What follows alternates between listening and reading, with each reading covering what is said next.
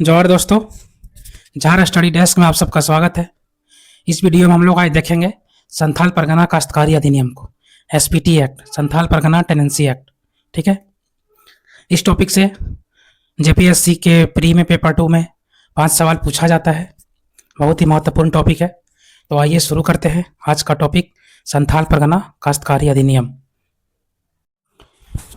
तो संथाल परगना काश्तकारी अधिनियम के धाराओं और अध्याय को देखने से पहले आइए सबसे पहले देख लेते हैं उनकी पृष्ठभूमि, यानी संथाल परगना लागू होने से पहले क्या क्या घटनाएं घटी, कब कब घटी, उन सब चीज़ों को हम लोग पहले देख लेते हैं।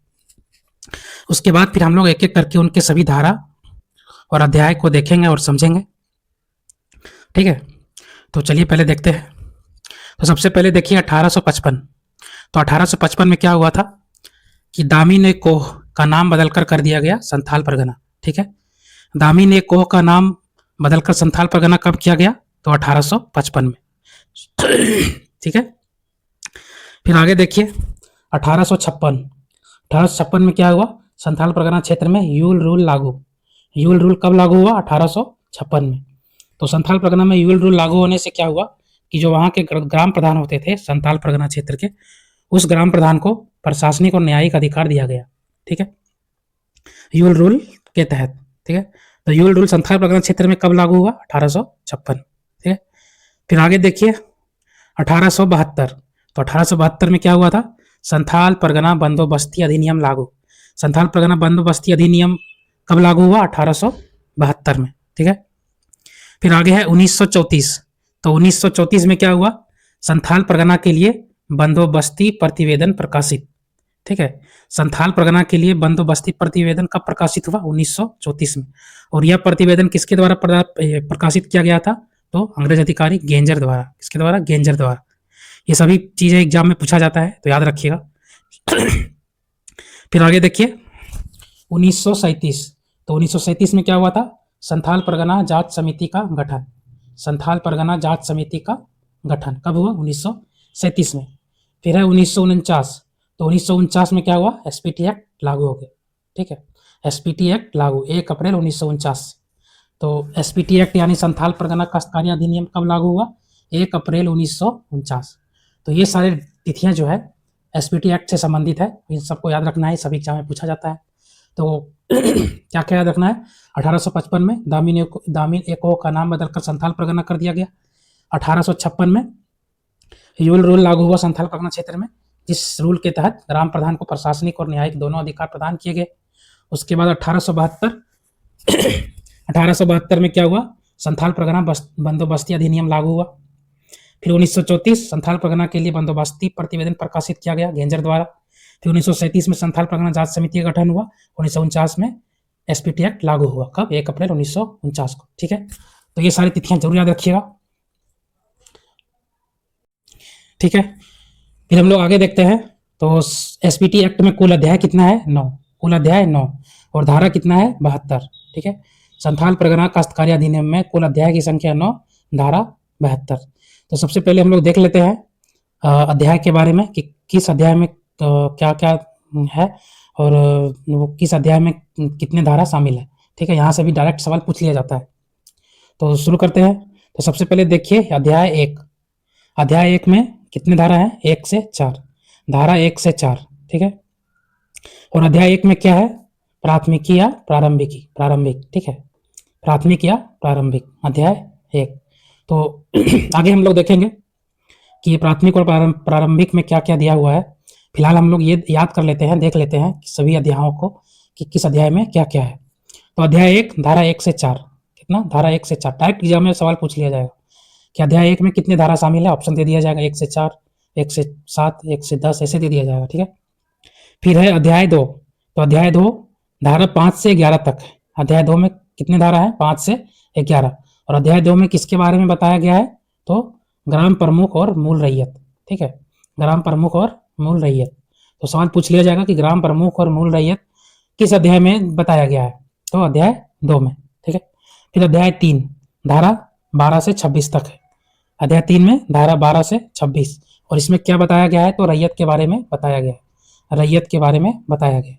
फिर है अध्याय 4। अध्याय 4 जो है वो 27 से 42 तक है।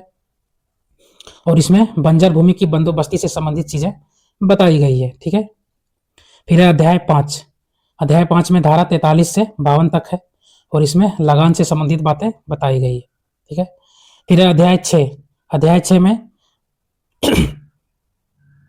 में धारा 53 है। अध्याय 6 में एक ही धारा है, धारा 53, जिसमें भूस्वामी द्वारा भूमि अधिग्रहण से संबंधित चीजें बताई गई है।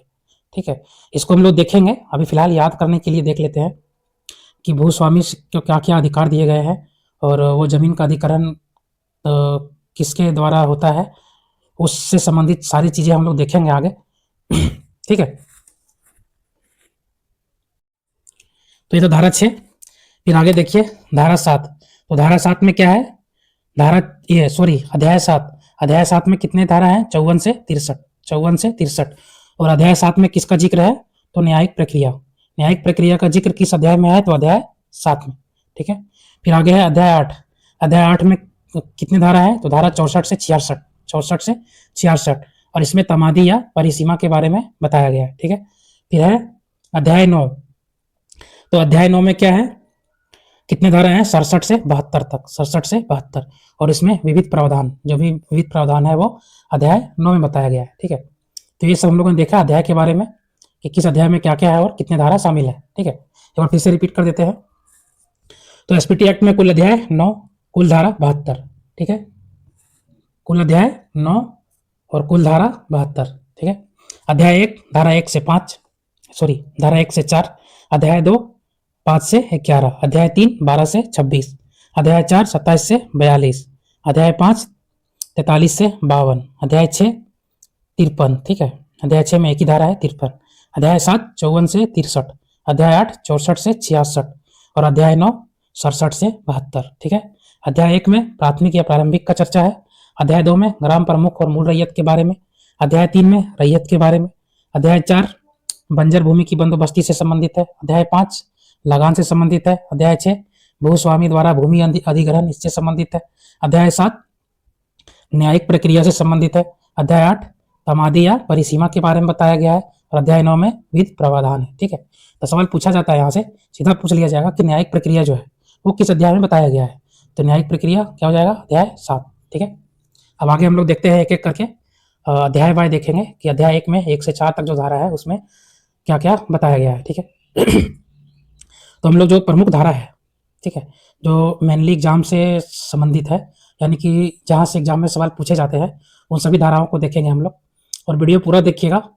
इसमें जो भी हम लिखे हुए हैं वो मैंने पहले ही जो सवाल जहाँ से सवाल एग्जाम में नहीं आता उसको हमने पहले ही हटा दिया है, और जितने भी हमने लिखा है उसमें से कुछ काटने योग्य नहीं है, तो पूरा देखिएगा और पूरा याद रखिएगा। यहाँ से 5 सवाल आप एग्जाम में करके आएंगे। ठीक है, चलिए शुरू करते हैं आगे और एक एक करके देखते हैं क्या क्या है। तो सबसे पहले देखते हैं धारा 1। धारा 1 किस अध्याय में, अध्याय 1 में। ठीक है, तो धारा 1 में क्या बताया गया है, धारा 1 में संक्षिप्त नाम, प्रारंभ और विस्तार। ठीक है, संक्षिप्त नाम कि मान लिया संथाल परगना क्षेत्र में कोई नए जिले या उपजिले बनाए जाते हैं तो उसके नामकरण से संबंधित। ठीक है, उसके बाद फिर मान लीजिए कि प्रारंभ यानी उस जो नए जिले बनाए जाएंगे या बने हैं उसमें एसपीटी एक्ट कब से लागू होगा और विस्तार कहाँ से कहाँ होगा, इसके बारे में बताया गया है। ठीक है, सबसे पहले देखिए, याद रखिएगा, संथाल परगना क्षेत्र का विस्तार। तो प्रारंभ में संथाल, जब एसपीटी एक्ट लागू हुआ था उस समय संथाल परगना क्षेत्र में कितने जिले थे, तो 4 जिले थे। याद रखिएगा कितने जिले थे प्रारंभ में, 4 जिले। कौन कौन, देवघर, दुमका, गोड्डा और पाकुड़। ठीक है, देवघर, दुमका, गोड्डा और पाकुड़। उसके बाद फिर 2 नए जिले बनाए गए हैं, कौन कौन सा, साहिबगंज और जामताड़ा। साहिबगंज और जामताड़ा।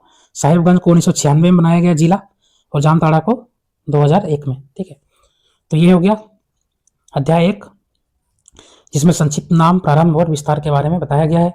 प्रारंभ में जब एसपीटी एक्ट लागू हुआ था 1 अप्रैल 1949 को, उस समय संथाल परगना क्षेत्र में 4 जिले थे, देवघर, दुमका, गोड्डा और पाकुड़।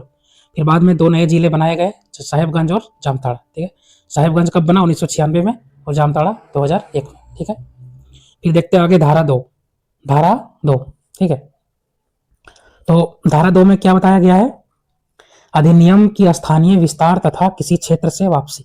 ठीक है, अधिनियम की स्थानीय विस्तार तथा किसी क्षेत्र से वापसी, यानी धारा 2 में ये बताया गया है कि एसपीटी एक्ट को किसी क्षेत्र में लागू किया जा सकता है या किसी क्षेत्र से वापस भी लिया जा सकता है। यानी किसी क्षेत्र में एसपीटी एक्ट लागू है तो अगर सरकार चाहे तो उस क्षेत्र से एसपीटी एक्ट को वापस भी ले सकता है। ये किस धारा में बताया गया है? धारा 2 में। ठीक है, फिर आगे देखते हैं धारा 4। धारा 4 में क्या है? परिभाषाएं कि विभिन्न परिभाषा के बारे में बताया गया है कि रैयत किसको समझा जाएगा, जमींदार किसको समझा जाएगा, उन सब की परिभाषा जो है वो धारा 4 में बताया गया है। ठीक है, तो कौन कौन सी परिभाषा बताया गया है उनको हम लोग देखते हैं, यहाँ से भी सवाल पूछा जाता है। तो सबसे पहले देखते हैं कृषि वर्ष। कृषि वर्ष के बारे में बताया गया है धारा 4 में। ठीक है, तो कृषि वर्ष की परिभाषा क्या है? सामान्य क्षेत्र में। ठीक है, सामान्य क्षेत्र में कृषि वर्ष का प्रारंभ जो होता है, लिखा हुआ है अश्विन माह से प्रारंभ। तो सवाल पूछा जाता है कि संथाल परगना क्षेत्र में सामान्य क्षेत्रों में कृषि वर्ष की शुरुआत किस माह से होता है? तो किस माह से? अश्विन माह से। ठीक है, फिर बांग्ला भाषाई क्षेत्र में, जिस क्षेत्र में बांग्ला भाषा बोला जाता है उस क्षेत्र में कृषि वर्ष का प्रारंभ कब होता है? तो बैसाख माह से प्रारंभ। बैसाख माह से प्रारंभ। ठीक है, फिर वह क्षेत्र जहां सरकार भूस्वामी हो, ऐसा क्षेत्र जहां की भूमि का स्वामी कौन हो? सरकार हो, मालिक सरकार हो, उस क्षेत्र में कृषि वर्ष 1 अप्रैल से शुरू होता है। ठीक है, कब से शुरू होता है? 1 अप्रैल से। तो ये तीनों चीजें याद रखिएगा, सामान्य क्षेत्र में अश्विन माह से, बांग्ला भाषी क्षेत्र में बैसाख माह से, और वैसा क्षेत्र जहां सरकार भूस्वामी हो वहां 1 अप्रैल से कृषि वर्ष की शुरुआत होता है। ठीक है, फिर आगे और देखिए रैयत के बारे में क्या कहा गया है कि रैयत कौन होगा? तो जमींदार से भिन्न कोई व्यक्ति जो भूस्वामी भूमि धारण करता हो। ठीक है, रैयत कौन होगा?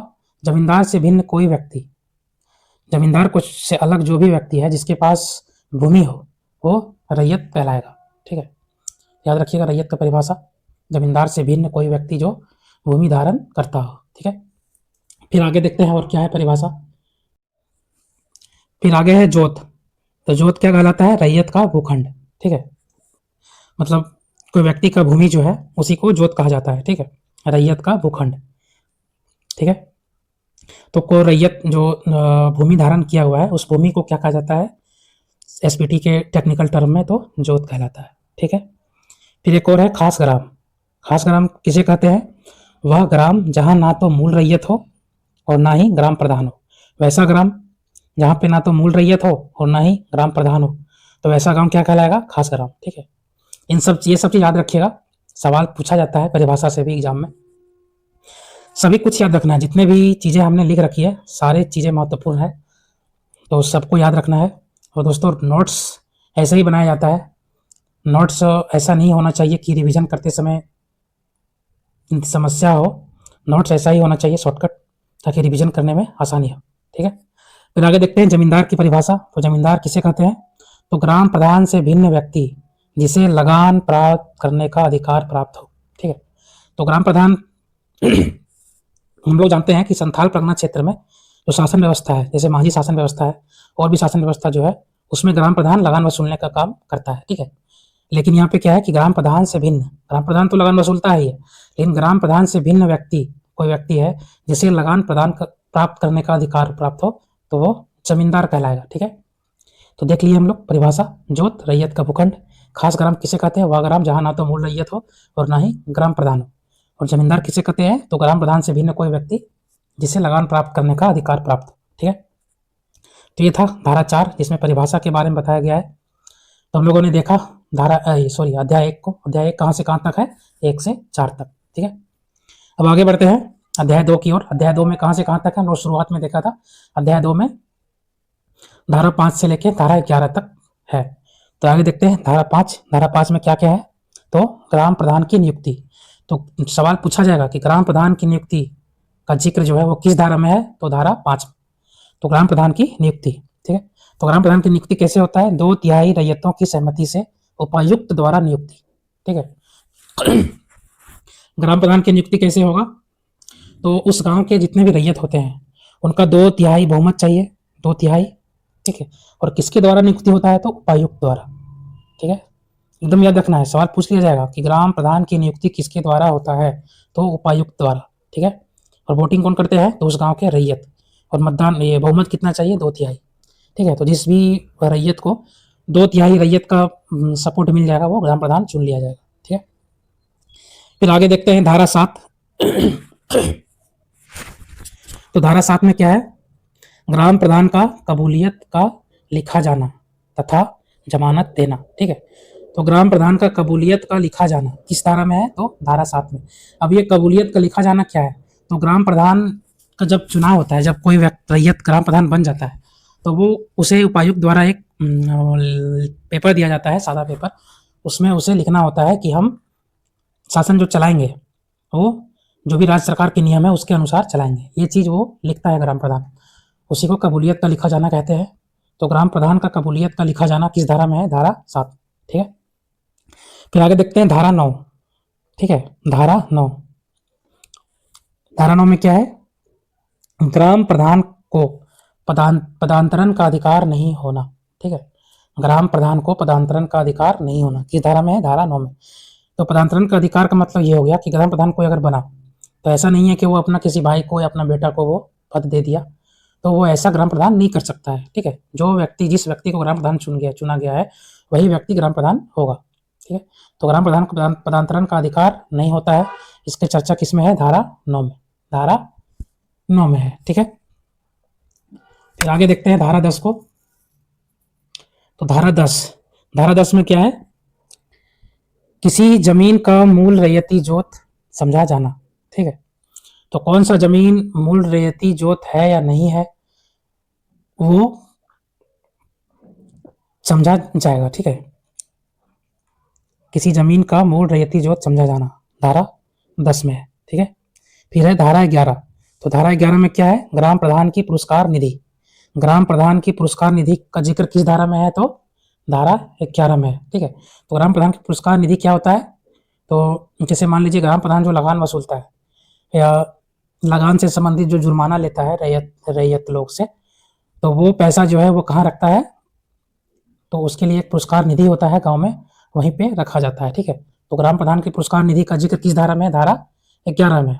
डायरेक्ट सवाल पूछा जाता है एग्जाम में। ठीक है, एकदम सीधा सीधा पूछ लिया जाता है कि ग्राम प्रधान की पुरस्कार निधि किस धारा से संबंधित है, तो धारा 11 से। या धारा 11 में क्या है, तो ऐसे भी सवाल पूछा जाता है। तो ये हम लोगों ने देखा अध्याय 2 तक। अध्याय 2 में कहाँ से कहाँ तक था, 5 से 11 तक। अब आगे देखते हैं अध्याय 3। फिर आइए देखते हैं अध्याय 3। अध्याय 3 में कहाँ से कहाँ तक है, अध्याय 3 में धारा 12 से धारा 26 तक है। शुरुआत में हम लोगों ने देखा था अध्याय 3 में धारा 12 से 26 तक है, और अध्याय 3 में रैयत के बारे में बताया गया है। ठीक है, तो आइए एक एक करके देखते हैं। सबसे पहले धारा 12। ठीक है, तो धारा 12 में क्या है, रैयतों के वर्ग। ठीक है, रैयतों को परिभाषित वर्ग के बारे में बताया गया है। तो रैयत के 3 वर्ग के बारे में बताया गया है। पहला है निवासी जमाबंदी रैयत। ठीक है, दूसरा है गैर जमाबंदी रैयत, फिर तीसरा है नए रैयत। ठीक है, तो 3 रैयत के बारे में बताया गया है, निवासी जमाबंदी रैयत, गैर जमाबंदी रैयत और नए रैयत। ठीक है, तो निवासी जमाबंदी रैयत कौन कहलाएगा, जो अपने अभिलिखित गांव में रहता हो या पारिवारिक आवास अभिलिखित गांव में हो।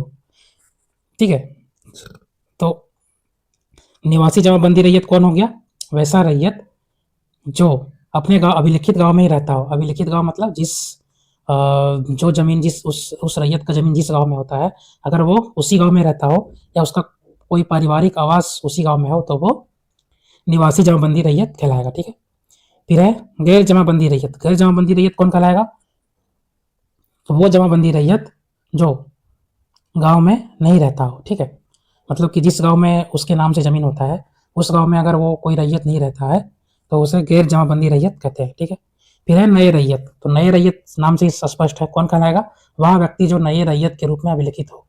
ठीक है, जो नया नया रैयत बना हो उसे नए रैयत कहते हैं। ठीक है, फिर धारा 12 में रैयत के वर्ग के बारे में बताया गया। ठीक है, फिर आगे देखते हैं धारा 13। तो धारा 13 में क्या है, भूमि उपयोग संबंधी रैयत का अधिकार।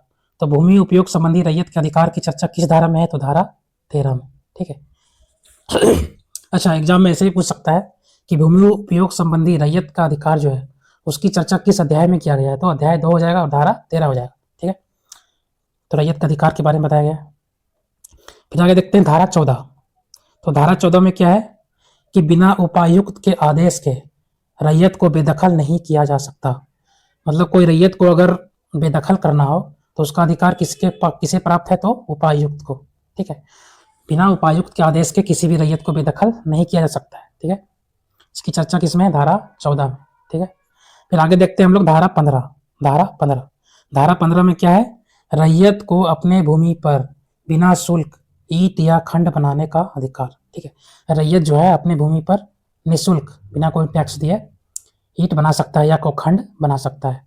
इसका जिक्र किस धारा में है? तो धारा 15 में।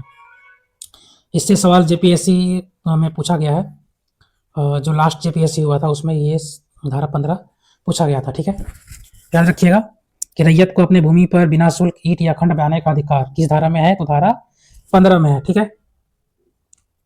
फिर आगे देखिए धारा 16। तो धारा 16 में क्या है? बांध, तालाब, कुआं बनाने, मछली तथा अन्य उत्पादन का अधिकार, ठीक है। तो कोई भी रैयत जो है वो अपने जमीन पर बांध बना सकता है, तालाब बना सकता है, कुआं बना सकता है, मछली पालन कर सकता है तथा अन्य उत्पादन जो है वो भी कर सकता है। यह अधिकार का जिक्र जो है वो धारा 16 में दिया गया है, ठीक है। धारा 16 में क्या है कि कोई भी रैयत अपने जमीन पर बांध, तालाब, कुआं, मछली पालन या अन्य उत्पादन कर सकता है, ठीक है। तो ये था धारा 16। और आगे देखते हैं, ठीक है। फिर आगे देखते हैं धारा 17। धारा 17 में क्या है? अपने निजी जोत पर पेड़ पर रैयत का अधिकार, ठीक है। रैयत अपनी जोत पर पेड़ लगा सकता है या उस जोत या भूमि पर जो भी पेड़ है उस पर किसका अधिकार होगा? तो रैयत का अधिकार होगा, ठीक है। तो रैयत का अपनी जोत पर पेड़ या वृक्षों का जो अधिकार है तो उसका चर्चा किस धारा में है? तो धारा 17। कौन सा धारा है? धारा 17, ठीक है। फिर आगे देखते हैं धारा 18। तो धारा 18 में क्या है? आवास निर्माण संबंधी रैयत के अधिकार। तो आवास निर्माण संबंधी रैयत के अधिकार किस धारा में है? तो धारा 18 में, ठीक है। तो इसमें क्या कहा गया है कि रैयत अपनी जोत पर या अपनी भूमि पर कच्चा या पक्का मकान बना सकता है, ठीक है। इसका अधिकार दिया गया है, ठीक है। इसकी चर्चा धारा 18, ठीक है। फिर आगे देखिएगा धारा 20। तो धारा 20 में क्या है? रैयत के अधिकार का हस्तांतरण, ठीक है, यानी ट्रांसफर। यानी कि कोई भी रैयत जो है वो अपनी भूमि का ट्रांसफर कर सकता है या नहीं कर सकता है, उसकी चर्चा की गई है धारा 20 में, ठीक है। तो क्या है इसमें कि खेवट खतियान में हस्तांतरण का अधिकार उल्लेखित होने पर, इसका मतलब ये हुआ कि कोई भी रैयत अपने भूमि का हस्तांतरण यानी ट्रांसफर किसी भी रूप से, या वो दान देना चाहे या बंधक के रूप में रखना चाहे या बिक्री करना चाहे, तो वो तभी कर सकता है जब रैयत के खेवट खतियान में हस्तांतरण का अधिकार उल्लेखित हो, ठीक है। यदि रैयत के खेवट खतियान में ट्रांसफर करने का अधिकार उल्लेखित है तभी वो रैयत अपनी जमीन को बेच सकता है या दान दे सकता है या बंधक के रूप में दे सकता है या किसी अन्य रूप में, ठीक है। तो रैयत के ट्रांसफर का अधिकार किस धारा में है? तो धारा 20 में, ठीक है। फिर आगे देखिए धारा 21। तो धारा 21 में क्या है? गैर आदिवासी रैयत द्वारा रैयती भूमि का हस्तांतरण। तो गैर आदिवासी रैयत जो है वो अपनी भूमि का हस्तांतरण कर सकते हैं, ठीक है। तो गैर आदिवासी रैयत द्वारा भूमि का हस्तांतरण किस धारा में है? तो धारा 21 में, ठीक है। फिर आगे है धारा 22। तो धारा 22 में क्या है? देखिएगा, रैयत द्वारा न्यास यानी जिसको बोलते हैं ट्रस्ट। तो रैयत द्वारा ट्रस्ट पर कृषि के लिए अस्थायी रूप से हस्तांतरण, ठीक है। तो रैयत जो है वो ट्रस्ट पर यानी न्यास पर सिर्फ कृषि कार्य के लिए अस्थायी रूप से हस्तांतरित यानी ट्रांसफर कर सकता है किसी को, ठीक है। इसकी चर्चा धारा 22 में किया गया है, ठीक है। फिर है धारा 23। तो धारा 23 में क्या है? रैयती भूमि का विनिमय, जिसे बदलन भी कहा जाता है यानी एक्सचेंज का अधिकार, ठीक है। तो जो रैयती भूमि है उसका एक्सचेंज यानी आदान प्रदान किया जा सकता है, ठीक है। इसका अधिकार रैयतों को दिया गया है। तो रैयती भूमि का एक्सचेंज का अधिकार किस धारा में? धारा 23 में, ठीक है। धारा 23 में है, ठीक है। फिर आगे देखिए धारा 24। तो धारा 24 में क्या है? धारा 24 रैयती भूमि का निबंधन, ठीक है। रैयती भूमि का निबंधन यानी रजिस्ट्रेशन, ठीक है। कोई भूमि का रजिस्ट्रेशन जो है वो किया जा सकता है। इसकी चर्चा किसमें है? धारा 24 में। तो रैयती भूमि का रजिस्ट्रेशन से संबंधित क्या है देखिए, तो निबंधन शुल्क यानी रजिस्ट्रेशन फी जो होगा, निबंधन शुल्क की राशि वार्षिक भू राजस्व का 2%, ठीक है। रजिस्ट्रेशन की राशि कितना होगा? तो वार्षिक भू राजस्व जितना होता है उसका 2%, ठीक है, निर्धारित होगा, ठीक है। इसमें मिनिमम 50 पैसा और मैक्सिमम 50 रुपया हो सकता है, ठीक है। तो सवाल पूछ लिया जाएगा कि रजिस्ट्रेशन फी यानी निबंधन शुल्क जो होता है वो वार्षिक भू राजस्व का कितना प्रतिशत निर्धारित होगा, तो कितना प्रतिशत होगा, 2%। याद रखना है, ये सब चीज जितना भी लिखा हुआ है, सब सारे फैक्ट जो है एग्जाम में पूछा जा सकता है, ठीक है। बेकार की बातें इसमें बिल्कुल नहीं लिखा हुआ है, ठीक है। तो हम लोगों ने देख लिया यहाँ तक धारा 24 तक, ठीक है। तो जो रैयती भूमि का एक्सचेंज का अधिकार जो है वो किसमें है, धारा 23 में। और रैयती भूमि का रजिस्ट्रेशन यानी निबंधन का अधिकार किसमें है, धारा 24 में, ठीक है। आइए आगे देखते हैं फिर। अब आगे देखते हैं धारा 27। तो धारा 27 में क्या है, बंजर भूमि की बंदोबस्ती पट्टे के जरिए किया जाएगा, ठीक है। बंजर भूमि की बस्ती पट्टे के जरिए किया जाएगा, कौन सा धारा, धारा 27, ठीक है। तो धारा 27 किस अध्याय के अंतर्गत है, तो धारा 27 अध्याय 4 में है, ठीक है। और अध्याय 4 में क्या है, बंजर भूमि की बंदोबस्ती, ठीक है। अध्याय 4 का टॉपिक है बंजर भूमि की बंदोबस्ती। तो अगर एग्जाम में बंजर भूमि से रिलेटेड धारा पूछा जाएगा तो दिमाग में स्ट्राइक होना चाहिए कि अध्याय 4 से संबंधित। और अध्याय 4 में धारा कितना से कितना है, तो 27 से 42, ठीक है। अध्याय 4 की धारा 27 से लेकर के धारा 42 तक है, ठीक है। तो अगर बंजर भूमि से संबंधित क्वेश्चन पूछा जाएगा एग्जाम में तो आपको दिमाग में आना चाहिए कि 27 से 42 के बीच की धारा ही होगा, ठीक है। तो आगे बढ़ते हैं। उसके बाद देखिए धारा 29। तो धारा 29 में क्या है कि उपायुक्त की स्वीकृति के बिना जोत की बंदोबस्ती नहीं किया जाएगा, ठीक है। तो अगर कोई भी जोत की बंदोबस्ती होना है तो उसके लिए किसकी स्वीकृति चाहिए, तो उपायुक्त की स्वीकृति चाहिए, ठीक है। धारा 29 में यही था कि कोई भी जोत की बंदोबस्ती जब किया जाएगा तो उसकी स्वीकृति कौन देगा, तो उपायुक्त देगा, ठीक है। फिर आगे देखते हैं धारा 33। तो धारा 33 में क्या है कि बंजर भूमि की बंदोबस्ती की रद्दी यदि 5 वर्ष के भीतर आबाद नहीं किया गया, ठीक है। तो अगर कोई भी जोत का बंदोबस्ती हो गया तो बंदोबस्ती होने के बाद उसको आबाद करना होता है। तो अगर बंदोबस्ती होने के 5 वर्ष, ठीक है, याद रखिएगा कितने वर्ष, 5 वर्ष के भीतर अगर आबाद नहीं होता है, कोई भी जोत बंदोबस्ती के 5 वर्ष के भीतर अगर आबाद नहीं होता है तो वो बंदोबस्ती को रद्द किया जा सकता है, ठीक है। ये कौन सा धारा में है, तो धारा 33, ठीक है। धारा 33 में क्या है कि बंजर भूमि की बंदोबस्ती की रद्दी यानी उसको रद्द कर दिया जाएगा यदि 5 वर्ष के भीतर आबाद नहीं किया गया, ठीक है। फिर आगे देखिए धारा 34। तो धारा 34 में क्या है, उपायुक्त के द्वारा बंजर भूमि को, ठीक है, जाहिर थान, शमशान या कब्रिस्तान के लिए अलग किया जाना, ठीक है। तो धारा 34 में ये कहा गया है कि जो बंजर भूमि है उसमें शमशान के लिए, कब्रिस्तान के लिए या जाहिर थान के लिए, जाहिर थान क्या होता है, वो आदिवासियों, जो आदिवासी लोग होते हैं उनको जब आदिवासी की मृत्यु होती है तो जहाँ पे वो जलाते हैं या दफनाते हैं उसे वो लोग जाहिर थान कहते हैं, ठीक है। तो उपायुक्त क्या करेगा, जाहिर थान, शमशान और कब्रिस्तान के लिए बंजर भूमि में से कुछ जमीन को अलग रख सकता है, ठीक है। किसके द्वारा रख सकता है, तो उपायुक्त के द्वारा। ये कौन सा धारा में है, धारा 34, ठीक है। तो सवाल पूछा जाएगा कि शमशान और कब्रिस्तान या जाहिर थान के लिए बंजर भूमि को अलग से जमीन रखा जाएगा किस धारा के तहत, तो धारा 34 के तहत, ठीक है। फिर आगे देखिए धारा 37, ठीक है। तो धारा 37 में क्या है कि रैयत को मवेशी चराने का अधिकार, ठीक है। रैयत जो होंगे वो बंजर भूमि में क्या कर सकते हैं, मवेशी चरा सकते हैं। जहाँ भी बंजर भूमि है उस भूमि में रैयत जो होते हैं वहाँ के लोग उसे वो मवेशी चरा सकते हैं, ठीक है। कौन सा धारा, 37। ये भी सवाल एग्जाम में पूछा जा चुका है कि रैयत को बंजर भूमि में मवेशी चराने का अधिकार किस धारा के अंतर्गत, तो धारा 37, ठीक है, याद रखिएगा। फिर है धारा 39। धारा 39 में क्या है, रैयत को अपने जोत से भिन्न भूमि पर पोखर खोदने का अधिकार, पोखर यानी कि तालाब, ठीक है। तो रैयत जो होता है वो बंजर भूमि पर क्या कर सकता है, पोखर खोद सकता है, ठीक है। कौन सी धारा के तहत, तो धारा 39 के तहत, ठीक है। ये हो गया। फिर आगे देखते हैं आगे क्या है, देखिए धारा 41। तो धारा 41 में क्या है कि किसी पहाड़िया गांव की बंजर या खाली जमीन की बंदोबस्ती गैर पहाड़िया व्यक्ति के साथ नहीं किया जा सकता, ठीक है। कोई अगर पहाड़िया गांव है और उस गांव की, पहाड़िया गांव की बंजर भूमि जो होता है उसकी बंदोबस्ती जो गैर पहाड़िया व्यक्ति है उसके साथ नहीं किया जा सकता है, ठीक है। अगर पहाड़िया गांव का बंजर भूमि है तो वो उसका बंदोबस्ती किसके साथ होगा, तो पहाड़िया व्यक्ति के साथ ही होगा। जो गैर पहाड़िया होगा उसके साथ नहीं किया जा सकता है। ये कौन सा धारा है, तो धारा 41। ठीक है, फिर आगे देखिए धारा 43। धारा 43, तो 43 में क्या है, जमींदार या ग्राम प्रधान को जिन्स के रूप में लगान लेने का अधिकार नहीं।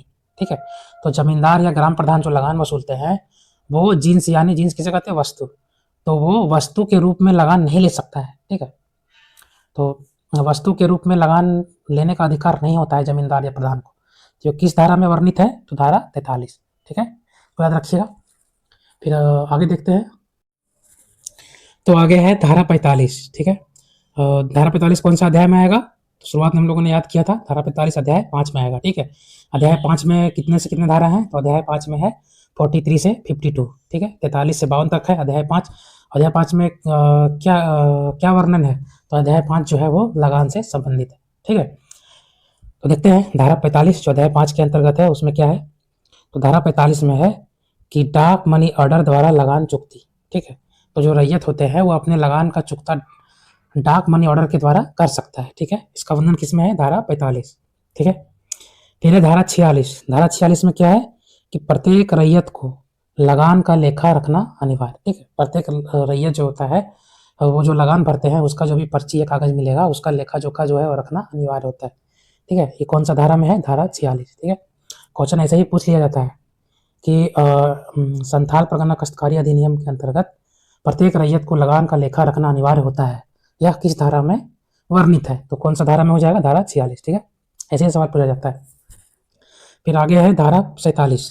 तो धारा 47 में क्या है, लगान और इसके ब्याज के लिए रसीद। ठीक है, तो जब कोई रैयत लगान देता है और उसका ब्याज देता है तो उसके लिए उसको क्या मिलता है, रसीद। ठीक है, तो लगान और उसके ब्याज के लिए जो रसीद होता है इसकी वर्णन किस धारा में है, तो धारा 47। ठीक है, याद रखिएगा। फिर है धारा 48। ठीक है, तो धारा 48 में क्या है कि सभी रैयतों के विवरण एवं रसीदों का प्रपत्र राज्य सरकार तैयार करवाएगी तथा इसे अनुमंडल कार्यालय में रखेगी। ठीक है, तो धारा 48 में क्या है कि जो भी रैयत का विवरण और रसीद का जो पेपर होगा वो कौन बनाएगा, तो राज्य सरकार तैयार करेगा। ठीक है, कौन तैयार करेगा, राज्य सरकार, और वो पेपर कहाँ होगा, तो अनुमंडल कार्यालय में रखा जाएगा। ठीक है, तो यहाँ से कई सारे क्वेश्चन बनते हैं। एक तो धारा 48 में क्या है, ठीक है, और दूसरा ये भी पूछा सकता है कि रैयतों का विवरण और रसीद का प्रपत्र जो होता है वो उसको बनाने का अधिकार किसे है, ये भी सवाल बन रहा है, तो इस किसे है, राज्य सरकार। फिर एक सवाल ये भी हो जाएगा कि वो जो रसीद और पेपर होता है रैयत का वो किस ऑफिस में रखा जाता है, किस कार्यालय में, तो अनुमंडल कार्यालय में। ठीक है, तो ये था धारा 48। फिर आगे देखते हैं धारा 52। तो धारा 52 में क्या है कि देय लगान के अतिरिक्त वसूली पर जमींदार को दंड। ठीक है, जितना लगान निर्धारित किया जाता है राज्य सरकार के द्वारा उसके अतिरिक्त अगर लगान वसूला जा रहा है जमींदार के द्वारा तो जमींदार को दंड दिया जाएगा। ठीक है, और दंड क्या होगा, 6 माह का साधारण कारावास, या तो 6 माह के लिए उसको जेल होगा या तो 500 रुपये का जुर्माना। ठीक है, तो ये कौन सा धारा के तहत, धारा 52। ठीक है, याद रखिएगा धारा 52 में क्या है कि अगर कोई जमींदार जो तय लगान है उसके अतिरिक्त वसूली करता है तो उसको दंड दिया जाएगा। दंड में क्या है, 6 माह का साधारण कारावास या तो 500 रुपये का जुर्माना। ठीक है, ये था धारा 52। अब हम लोग आगे देखते हैं धारा 54। ठीक है, तो धारा 54 में क्या है, धारा 54 में है कि आवेदन पत्रों तथा अन्य कार्यवाहियों के संबंध में नियम की व्याख्या ना होने पर राज्य सरकार नियम बना सकती है। ठीक है, ये भी महत्वपूर्ण धारा है। तो क्या है कि अगर आवेदन पत्र या कोई भी कार्यवाही होना हो और उसके संबंध में अगर कानून नियम नहीं है इस एक्ट में तो उसके लिए राज्य सरकार जो है वो नियम बना सकता है। ठीक है, कानून नियम के अभाव में नए नियम कौन बना सकता है, राज्य सरकार बना सकता है। ठीक है, किस धारा के तहत उसको अधिकार मिला है, तो धारा 54 के तहत। ठीक है, फिर आगे देखते हैं, तो आगे है देखिए धारा 56। ठीक है, अब धारा 56 में क्या है, बेदखली। ठीक है, धारा 56 किससे संबंधित है, तो बेदखली से संबंधित है। याद रखिएगा, सीधा पूछ लेगा कि संथाल परगना काश्तकारी अधिनियम में बेदखली का वर्णन किस धारा के में किया गया है, तो किस धारा में? धारा 56 में, ठीक है। अब बेदखली क्या है? तो देखिए, उपायुक्त के आदेश के बिना कृषि भूमि से कोई व्यक्ति को बेदखल नहीं किया जाएगा, ठीक है। यानी कि अगर कोई व्यक्ति को उसके जोत से बेदखल करना है तो उसका अधिकार किसके पास होगा? तो उपायुक्त के पास, ठीक है। तो ये था धारा 56, बहुत ही महत्वपूर्ण धारा ये भी है। फिर आगे देखिए धारा 57। तो धारा 57 में अपील है, ठीक है। अपील का वर्णन किस धारा में है? धारा 57, ठीक है, याद रखिएगा। धारा 57 में अपील मतलब कोई भी रैयत जो होगा उसके खिलाफ अगर कुछ निर्णय लिया गया है तो उसके लिए वो अपील कर सकता है। उसका चर्चा धारा 57, ठीक है, याद रखिएगा। अब आगे बढ़ते हैं। फिर आगे देखिए, आगे है धारा 58, ठीक है। धारा 58 में क्या है? दूसरी अपील, ठीक है।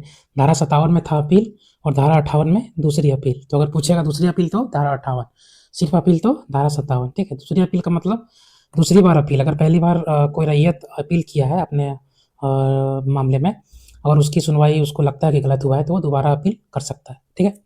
दूसरी अपील धारा 58। अब है धारा 59। धारा 59 में पुनरीक्षण, ठीक है। पुनरीक्षण मतलब पुनः निरीक्षण कौन करेगा? उपायुक्त, ठीक है। तो धारा 59 पुनरीक्षण, धारा 59। दूसरी अपील 58, पहली अपील 57, ठीक है। फिर अगला है धारा 60। धारा 60 में है पुनर्विलोकन। पुनर्विलोकन यानी रिव्यू, ठीक है। अपने फैसले का रिव्यू कर सकता है कौन? उपायुक्त द्वारा, ठीक है। तो उपायुक्त अगर कोई फैसला दिया है तो उसको वो फिर से रिव्यू कर सकता है, कौन सी धारा के तहत? धारा 60, ठीक है।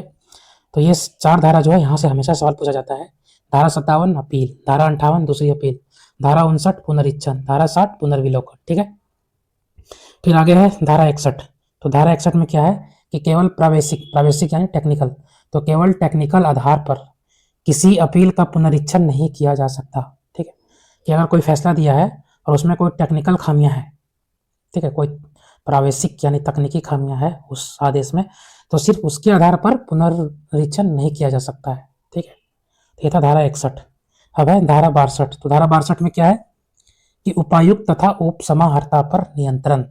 उपायुक्त और उप समाहर्ता जो अधिकारी होते हैं उनको जो अधिकार दिए गए हैं इस एक्ट के तहत, तो वो जो उपायुक्त और उप समाहर्ता है वो इस कानून के तहत उनको जो अधिकार मिला है उसका दुरुपयोग ना करे, इसके लिए धारा 62 में उन लोगों पर नियंत्रण की बातें कही गई है, ठीक है। तो उपायुक्त तथा उपसमाहर्ता पर नियंत्रण का जिक्र किस धारा में है? धारा 62, ठीक है। फिर हमें धारा 63। धारा 63 में क्या है? उपायुक्त द्वारा दिए आदेश पर किसी भी प्रकार के मुकदमे पर रोक, ठीक है। अगर उपायुक्त कोई आदेश देता है तो उसके खिलाफ जो है मुकदमा नहीं लड़ा जा सकता है, ठीक है। कौन सी धारा के तहत? धारा 63। अब आगे देखिए धारा 64, ठीक है। तो धारा 64 में क्या है? परिसीमा के सामान्य नियम, ठीक है। परिसीमा के सामान्य नियम का चर्चा किसमें है? धारा 64। अब आगे देखिए, आगे है धारा 65। ये बहुत महत्वपूर्ण है, यहाँ से सवाल जेपीएससी पूछ चुका है। धारा 65 में क्या है? धारा 65 में है कि बेदखली की मुकदमे के लिए समय सीमा, ठीक है। जब किसी कोई रैयत को उसके जोत से बेदखल कर दिया जाता है तो उसके लिए समय सीमा, ठीक है। जब उसको बेदखल कर लिया जाता है तो रैयत मुकदमा लड़ सकता है, कितने वर्ष के भीतर? 2 वर्ष के भीतर, ठीक है। तो बेदखली की मुकदमे के लिए समय सीमा कितना है? 2 वर्ष, ठीक है। किसी को बेदखल कर दिया गया उसके जोत से तो उसे 2 वर्ष के भीतर जो है मुकदमा लड़ना पड़ेगा, ठीक है। तो धारा 65 और एक और धारा है धारा 65 का, ठीक है। धारा 65 का काम में क्या है? धारा 65 का काम है लगान के बकाया चुकता के बाद की समय सीमा, ठीक है। लगान के बकाया चुकता के बाद की समय सीमा, ठीक है। अगर लगान जो बकाया लगान है उसका चुकता करने का समय सीमा किस धारा में जिक्र किया गया है? तो 65 का, ठीक है। और वो समय सीमा क्या है? अगले कृषि वर्ष से 10 वर्ष के भीतर, ठीक है। यानी कि जो बकाया लगान जो होता है वो 10 वर्ष के भीतर उसे चुकता करना पड़ता है, ठीक है। तो ये कौन सा धारा है? धारा 65 का, ठीक है। तो ये है। अब आगे देख लेते हैं। फिर अगला धारा कौन सा है? धारा 71, ठीक है। तो धारा 71 में क्या है? नियम बनाने का अधिकार, ठीक है।